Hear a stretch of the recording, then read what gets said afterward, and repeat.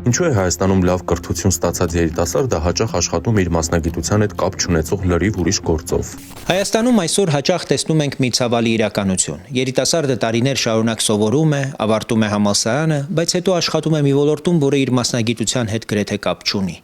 Պաշտոնական տվյալներով երիտասարդների գործազրկությունը Հայաստանում հասնում է մոտ 25-26%-ի։ Սա նշանակում է, որ յուրաքանչյուր 4 երիտասարդից մեկը աշխատանք չունի, իսկ շատերն էլ ստիպված աշխատում են այնպիսի ոլորտներում, որը ոչ մի կապ չունի իրենց կրթության հետ։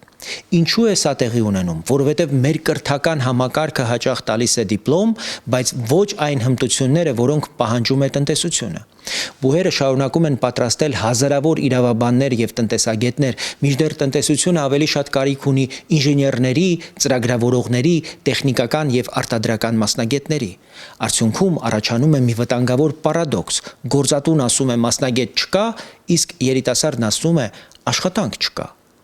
Համեմատեք օրինակ Գերմանիայի եւ Ավստրիայի հետ, այդ երկրներում գործում է երկակի կրթության համակարգը։ Այդ պատճառով երիտասարդների գործազրկությունն այնտեղ հաճախ ընդամենը 7-8% է։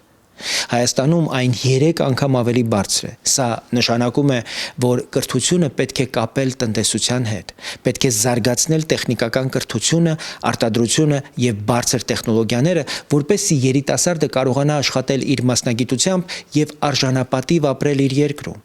որովհետեւ պետության ուժը սկսվում է մարդուց։ Երբ մարդն ունի կրթություն, աշխատանք եւ արժանապատիվ կյանք, այդ ժամանակ է նա կառուցում ուժեղ պետություն։